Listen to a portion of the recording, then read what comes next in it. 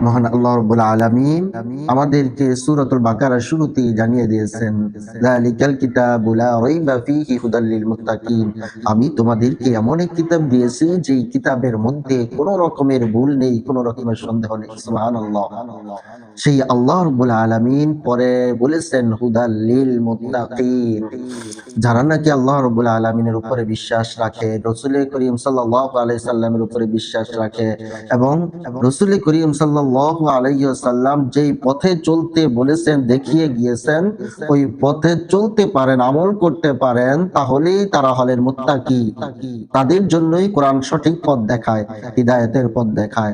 তার বাহিরে যারা চলাফেরা করে, জীবন যাপন করে, তারাই চলেন শয়তানের পথে, তারাই চলেন দুনিয়া পথে, তারাই চলেন জাহান্নামের পথে। আল্লাহ রাব্বুল আলামিন তার পরিচয় দিচ্ছেন, আল্লাযীনা ইউমিনুনা বিল গায়বি, যারা গায়বের উপরে বিশ্বাস স্থাপন করে, ওয়া ইউকিমুনাস সালাতা, তারা যেন দুনিয়ার মধ্যে নামাজ প্রতিষ্ঠিত করে, অর্থাৎ নিজেরা নামাজ আদায় করে এবং মানুষদেরকে নামাজের দাওয়াত দেয়, নামাজের জন্য আদেশ করেন। আমিমা রাযাকনাহুম ইউনফিকুন, তারপরে আল্লাহ রাব্বুল আলামিন বলতেছেন যে আমি তাদেরকে যেই রিজিক দিয়েছি তা থেকে তারা যেন তাদের নিজেদের প্রয়োজন পূর্ণ করে এবং তা থেকে যেন তারা ইয়াতীম, গরীব, মিসকিনদেরকে দান করেন।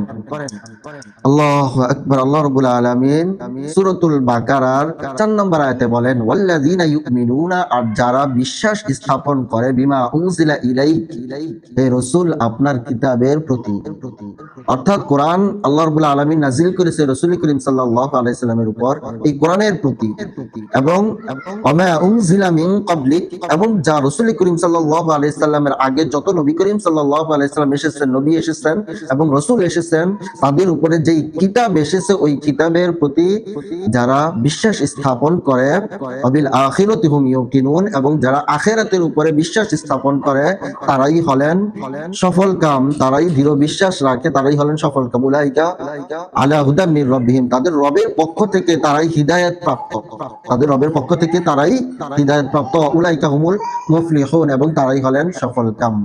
আল্লাহ রাব্বুল আলামিন আমাদের সকলকেই সঠিক বুঝ দান করেন। ওয়া মা আলাইনা ইল্লাল বালাগ। আসসালামু আলাইকুম ওয়া রাহমাতুল্লাহ।